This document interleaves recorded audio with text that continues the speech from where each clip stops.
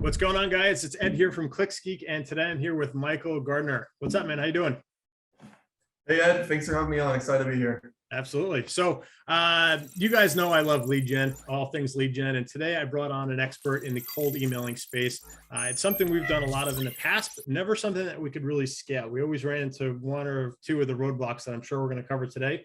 So I really wanted to dive in deep into the subject, how it works, the software behind it, the psychology from a copywriting standpoint, all that good stuff.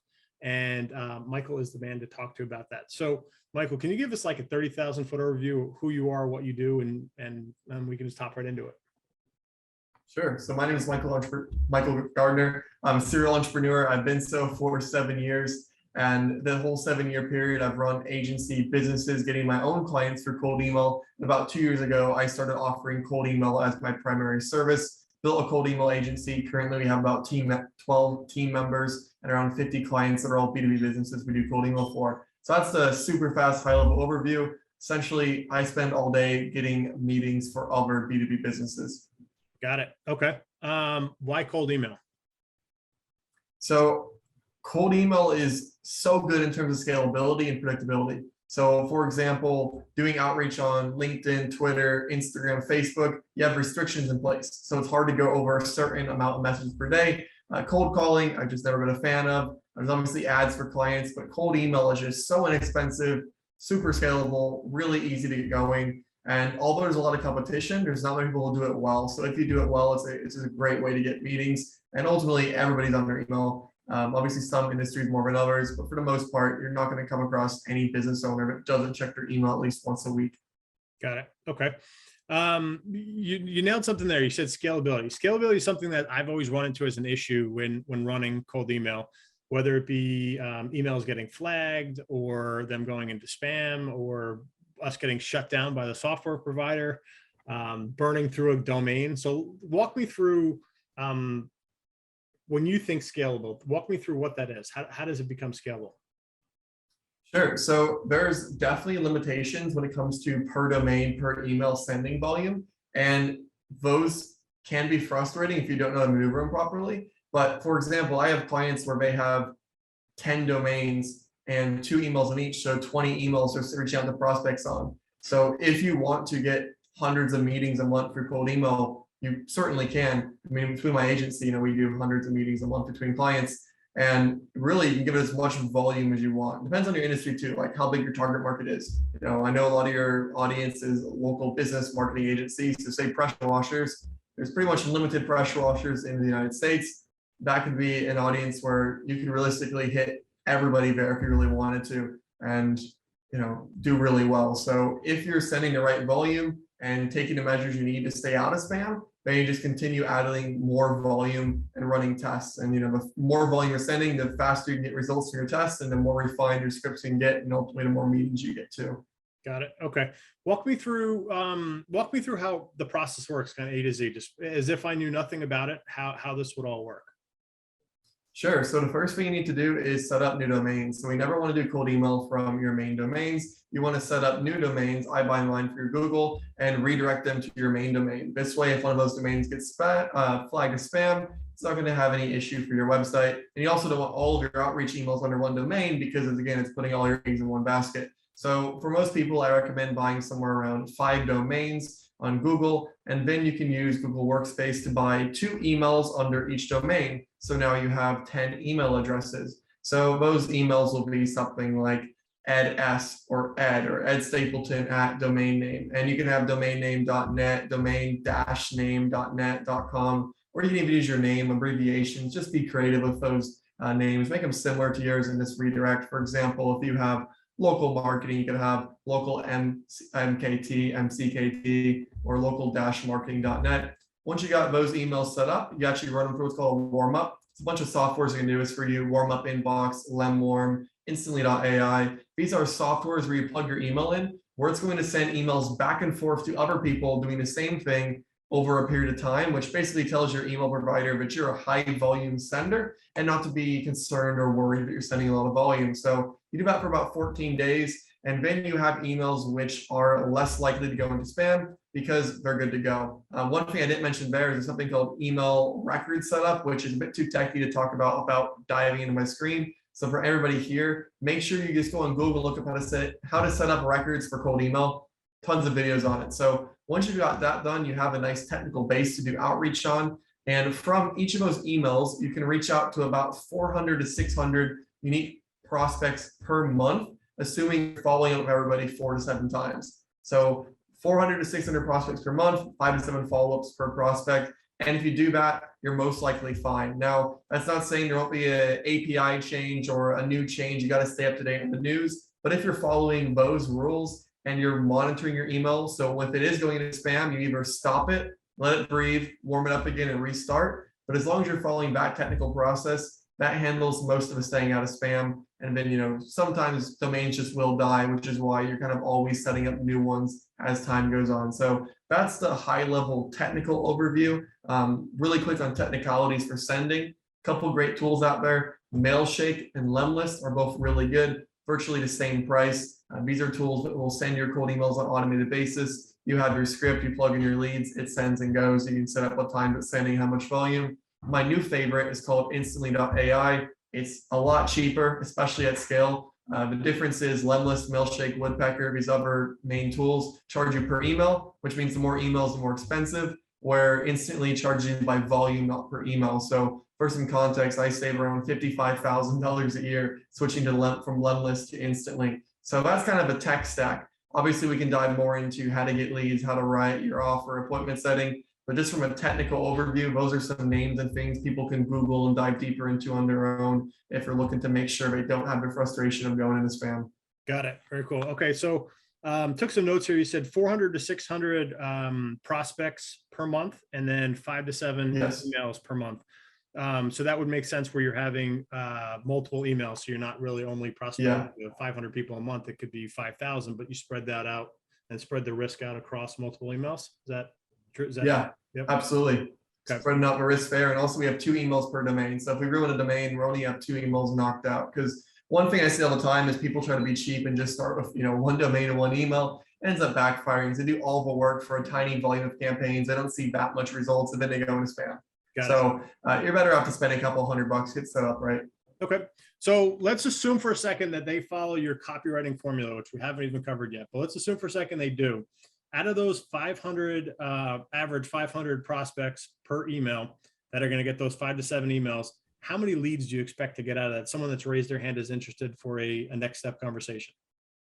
So leads, it depends on your call to action. What a little answer is with booked meetings. I think everybody's a bit more excited about booked meetings because sometimes you'll get a really high response rate. Yeah, I'm interested, but how many of those turn into calls? So for actual booked meetings, anywhere from 0.5% to 4% is kind of the range. So for local businesses where we're not under email as much, maybe 0.5% to 2%. But another thing to keep in mind is the copy for these businesses is much simpler too. So it's an easy campaign to run at a higher volume. Or if you're reaching out to let's say SaaS companies or B2B businesses, you might get a 4% booked meeting rate because they're much more active under email, especially if it's a good offer. But that 0.5% to 4% range, which you're writing up cold emails, it's so cheap, but even at 0.5%, you should be wildly profitable, assuming you have a decent offer and a good closing rate. Got it. Okay. So 500, if you figure it's 1%, you're at 5, 4%, you're at 20. It's 20 leads off that 500. So if you're at 10%, you're closing 2 clients there. Okay. So I could see how the math would work out and you could get a good ROI quickly with the program. When you're running it for clients, are you running it? How many emails are you looking to set up for a particular client? Like when you scope things out for a project, how do you think about, okay, this client should have 5 emails or 50 emails? How do you set that up? One of the biggest things is based on how ambitious they are. I have some agencies that want 10 meetings a month. I have one client that he keeps doubling how many meetings he wants. Right now he wants 100 a month. So for him, we're buying proportional to how many meetings people want. So I have a couple packages that I offer for my cold email agency. One is volume based, where we just match it appropriate to how much volume they're paying to be sent. Other ones are pay per meeting. So we look at the offer. Is it to an audience which is have a low open rate? For example, pressure washers. They're easy to cold email, but only 40% of them are going to open the email. So we need a little bit more volume for them. Where if you're going after SaaS companies, I'm gonna get an 80% open rate. So I can take a little bit of less leads because I'm getting more people actually opening their eyes. So it's based off industry knowledge, which is kind of an insider thing, because I can look at someone, see their offer, see their industry, and have a rough idea. But kind of as a benchmark, assume 1%, and then it might be a bit plus, a bit minus. 1% book meeting rates, kind of a good way to think about how many deals you need to close. And another thing to keep in mind too is when I say bookings, that doesn't mean show ups. So normally about 90% of bookings actually turn to show ups. So I'm also factoring like a 10% no show rate. Got it. Okay. All right. So let's talk email copy. What's your methodology when it comes to subject lines and the writing of the email and the hook? What's your Sure. So one thing to note is offer is more important than copy. So if you have a crappy offer or you're in a super saturated market and you're not special, it doesn't matter if you're the world's best copy. Like one thing I always say is like, I have people, they're in super competitive market. Maybe their service works, but you need some type of unique offer positioning. It could just be a little bit different, or a unique guarantee, or an angle, or some connection. So start with your offer. If your offer sucks, cold email is not going to work for you, or it's going to not work as well. So once you have a good offer, starting a subject line, kind of working our way top down, anything with first name or company name in it. First name, quick question, idea for company name, more clients for company name, first name, put Q first name. Really, we don't want to look at the newsletter. What I see a lot of people doing is like something along the lines of book 10 new sales appointments this month. Like it looks like a newsletter. Or I see people being misleading. New client for company name. That's just going to get you reported spam. So just, quick question, idea, trying to get a hold of you first name, something that you'd actually write if you were just reaching out to someone for subject lines. They're probably the easiest thing to get right. As long as you're not writing like a newsletter or being misleading, you'll probably do okay. Got it. Okay. One thing to know of open rate is it's a bit more industry specific and also based off your lead quality. So there's something called bounce rate, which is how many people did you reach out to, which didn't exist. They just didn't go through. So, open rate's more affected by your email deliverability, your bounce rate in your industry than it is your subject line, I found. Interesting. Okay. And for digital marketing, what do you find as a good hook? Something to catch them, get them interested, that's not so generic. So let's take an example. A very competitive offer right now is competitive, not meaning like people want it, meaning the market's saturated, is Facebook ads for e-commerce brands. Everybody and their mom, I'm talking to like my group of people like that I'm around, has a Facebook ads for e-commerce agency. Now, the differentiator could be so simple. So let's say everybody says, I help e-commerce brands scale their Facebook ads. Like that's what everybody says. So a unique positioning could be, I help Amazon private label brands diversify their revenue with Facebook ads. Same thing, it's just positioned differently. Or it could be that you have a bunch of case studies around beauty and it's, I help beauty brands grow their advertising with our Beauty Buster advertising blueprint, which we've used to scale 15 beauty brands, right? You're actually mentioning the mechanism. So just, could be positioning, could be that you're really nailed in one niche, or even just the way you say it. Like a great example is I had a few SEO clients. No one wants SEO. Everyone hates the mention of SEO, but they all want organic lead generation. So I had my campaigns go from terrible to crushing it by not saying SEO, just saying organic lead generation or passive traffic. Exact same thing, just the way I'm phrasing the offer. Got it. Very cool. All right. And of the agencies that you're working with, on average, how many booked appointments are they getting on a monthly basis? Yeah, so it depends on the volume that they want, but we have people who want 5, we have some who want 30. If I had to ballpark it, kind of in the 10 to 20 range is pretty typical. Got it. Okay. And let's say someone that wanted 100 or 200 a month, what does that process, how does that process differ from someone that wanted 5 or 10? Is it just more email? So the biggest thing for really scaled campaigns is, do we want to work with them? So we kind of start everybody at the same volume because growing that big requires a lot of hands-on involvement. And if it's not somebody that treats my team well, or that we enjoy working with, or is really picky, we just don't want to do that for them. It's so much more time. So we kind of work people up the chat ladder. We want to make sure that they actually can close deals. What we don't want to do is we don't want to, set up emails and domains to prepare for 100 leads. And then this person whines about every appointment not being exactly perfect, or they can't close and they drop. So we kind of start people up slow and kind of ramp them up. And then we see like our clients we scale are the ones that are closing deals, are respectful and fair to our team, and also aren't super picky. I mean, targeting a cold email, like let's say you're targeting pressure washers, there is no way to know how much revenue they're doing. There just isn't. We can target people by how many Google reviews they have or how many employees they have on LinkedIn. But you get some people who are like, I only want people doing 100K a month. It doesn't exist. You need to have a downsell. Have a downsell for consulting for unqualified leads. And that's good advice for everybody here. Like cold email, you can't filter perfectly, and that's okay. Like for me, some of my meetings aren't qualified. I sell them $300 to $400 an hour for consulting, and I close pretty high on that offer. And that just, the way I see it is that just pays off my outreach because it's a little bit of cash. Got it. Makes sense. Okay. Let's talk personal branding. You've got lots of followers. I think you said there was 50,000 followers across your platforms. What's your take on personal branding? So one thing to note with this is how I first got into business was I started Instagram theme pages. So for everybody who doesn't know what Instagram theme pages, I started when I was 15 years old in 2015. So I'm 22 right now. I was kind of messing around, didn't really know what I was doing.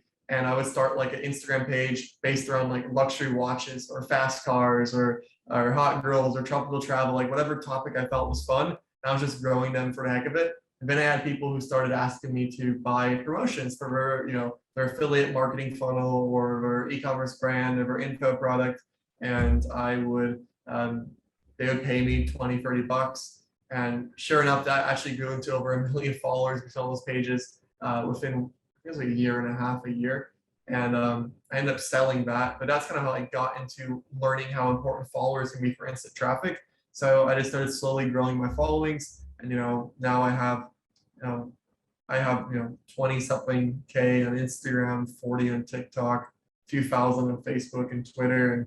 And funny enough, YouTube, I have 700 subs, but YouTube is one of our biggest traffic sources. YouTube's a killer. Off 700 subs on YouTube, we get like 3 to 4 sales calls a week, which is ridiculous. So personal branding is awesome because it does a few things. It's organic traffic you don't have to work for. And also the people who come from your personal brand, they idolize you in a way. Not all of them, but a lot of them, a bit more starry-eyed on a sales call, where from cold email, it will be a bit more of like, I'm not wasting my time talking to this guy. Like, and you can break that down with good rapport, but you have very starry-eyed sales calls, which close higher.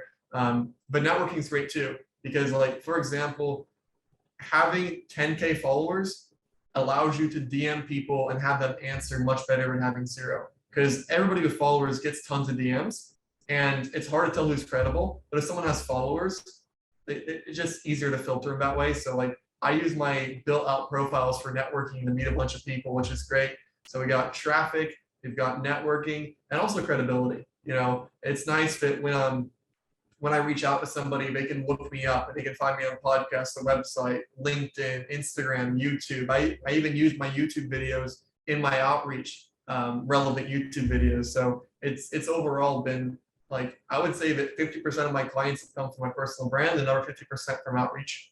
Interesting. So when you're saying you're using it in your outreach, are you using like a case study example or a how-to? What's your take on implementing that? And I used to think that adding links would be triggering of spam, but is it the fact that it's coming from YouTube, a Google-owned entity, that it is okay?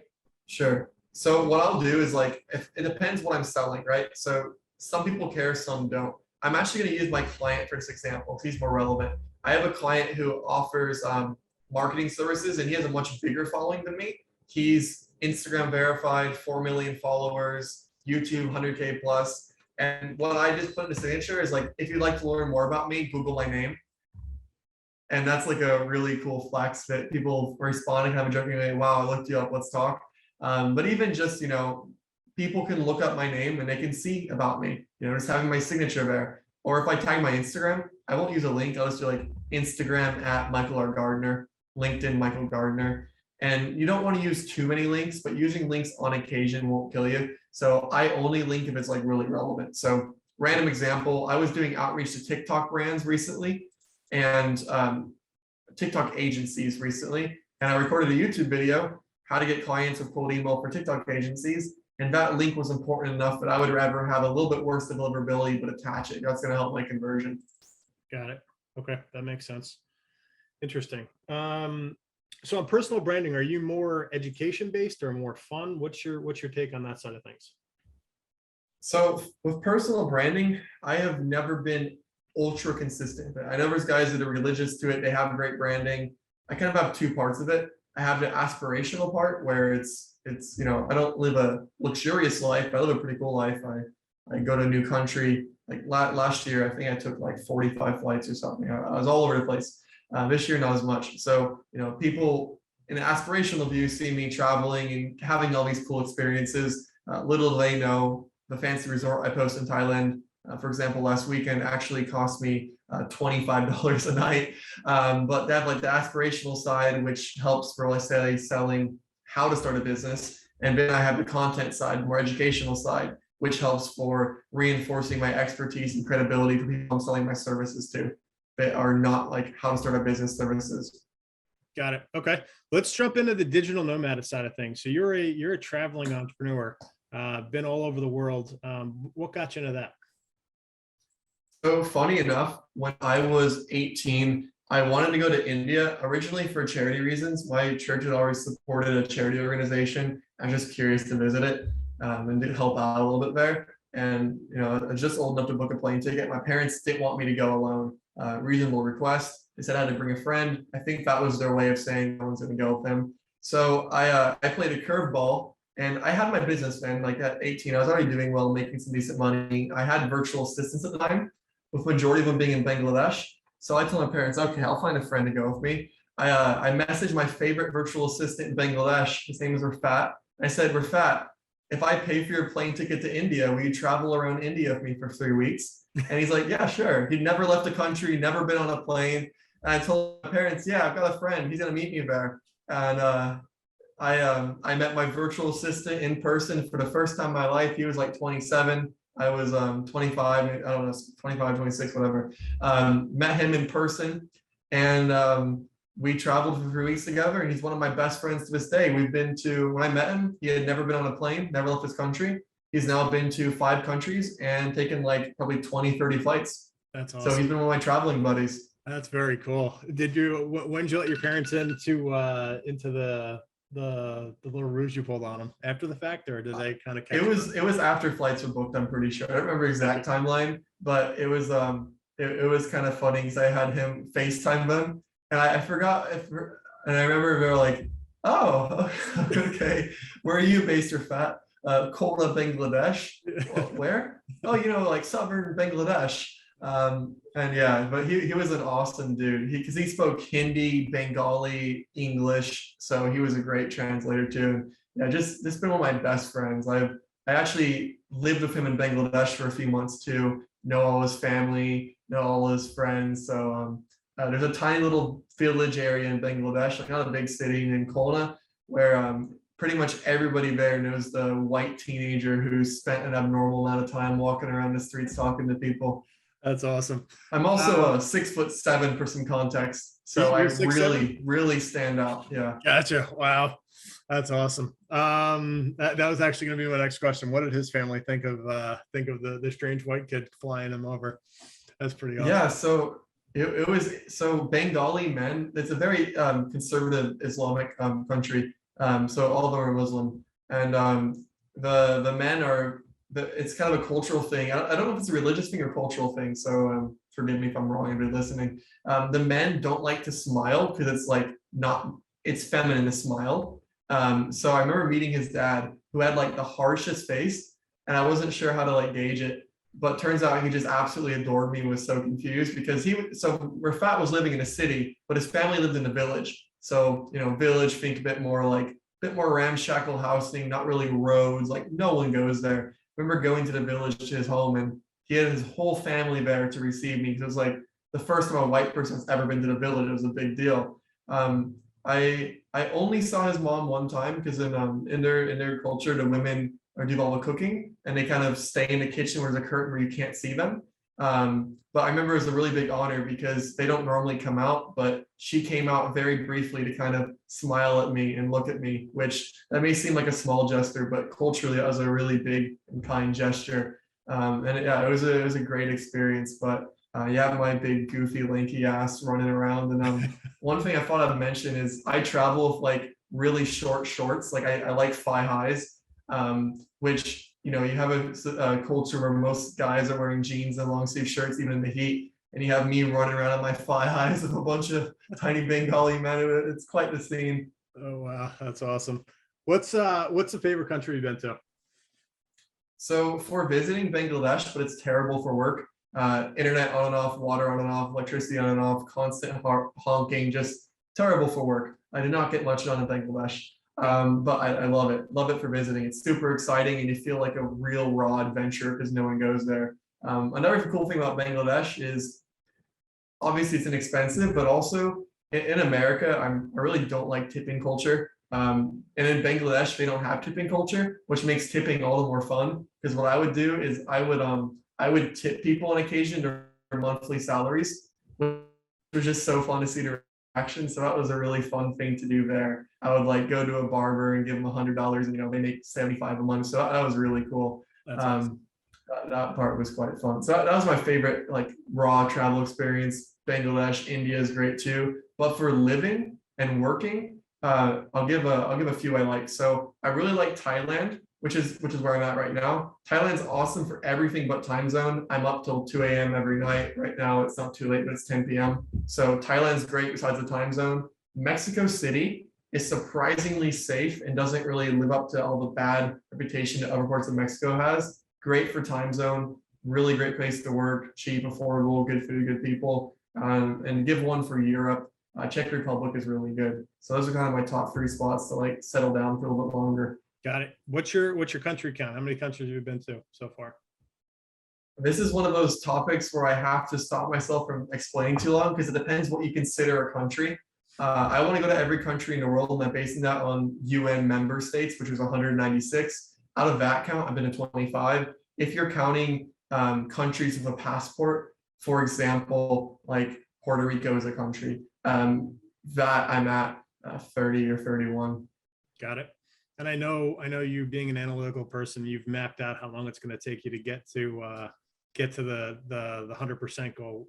What's the timeline look like for you on that? It's impossible right now. I can't do it legally because I actually want to join a club that has everybody being in every country, which means you have to enter legally. So you, if I could enter illegally, I can, but it won't count. For example, like I can't go to North Korea right now, where like 4 years ago I could go to North Korea. Yep. So I could enter North Korea legally, but it wouldn't count in terms of officially completing the goal. So right now it's impossible. So my main goal right now is to make as much money as I can. My goal is like be able to retire in like 3-4 years, not actually retire, but then focus on traveling. Yep. Like I've followed few people have done it. I followed everybody who's been to every country.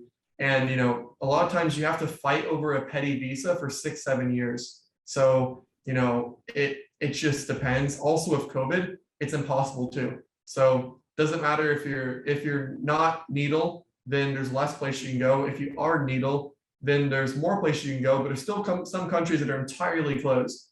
Like some people who went to every country, they had to get what is it called? They had to get government jobs just to get into countries. Like they had to get jobs into government specific to like relations to go into closed countries. So some people have been able to do it in like 3-4 years at the right timing. Some people it takes 30-40 years. So I personally decided to put no timer on it because it would probably make me hate it. Got it. Okay. So more of a passion project than a 100% completion goal type thing. I do want to do 100% because another thing I will say is I am business minded. So my thought process, if I can go to every country in the world, it's like one of the rarest groups of people to be in. There's more presidents, there's more astronauts, there's more NBA point guards than there are people in every country. The way I would do it is I would then pitch large companies for speaking gigs. They get paid really well. So, Google, Microsoft, Apple, all these countries want to have talks on diversity and inclusion, which tie right into like different cultures and travel. And a lot of the guys I know who've been to every country, they went and did that, spent 200, 300 grand to do it. Then they go charge 50 grand for a talk at Google. just talking about their experiences. So that's my idea to monetize it after. Run cold email campaigns to big companies and charge them a ton to speak. Very cool. Awesome. Anything we should wrap up with in terms of what we should know about cold email or personal branding or anything like that? Yeah, so personal branding, I highly recommend people doing after they have an offer you want to stick with, because it's a lot of work to get started. With cold email, you can get started and get results pretty much right away, 1 month, 2 months. Personal branding might be 6 months, 1 year. So, if I was someone who was just starting out, I would get traction through cold email and from other methods, figure out my offer, make sure I don't hate it. That's a big part of it. Make sure it's something you want to do long term. Once you do that, I would then go ahead and start building a personal brand around it. And just like anything in personal brand, it's tempting to say, I'm going to do every platform, post every time of day. No, you're not unless you have a team. That's a lot of work. I have a team. I'm still not perfectly consistent. Choose 1 or 2 platforms, dive in. I'd recommend YouTube. It's probably the best one. And I don't know anybody with 10,000 subscribers in the business, any business niche, who's not making a lot of money. I mean, I'm making a lot of money and I have 700 subs on YouTube. And it's not my biggest source, but I probably generated 20, 30 grand from 700 subs, which is, it's just ridiculous. So unless you have anything specific on cold email, I think we had a nice little overview. Obviously, people in your program have a bit more insights into the other talk we had. But yeah, I think that kind of wraps up. Awesome. How do people find you? So Instagram, Michael R. Gardiner, MICHALRGARDNER. If you want to see all my socials on the website, Michael R. Gardiner, same spelling.com. And if you want help booking cold emails, my agency is dfymeetings.com. dfymeetings.com. Okay, I'm going to put that in the Yes. meetings.com. I'm going to put that down in the description. Awesome. Thank you very much for your time today, Michael. Yeah, absolutely. Thanks, Ed. All right. Have a great day.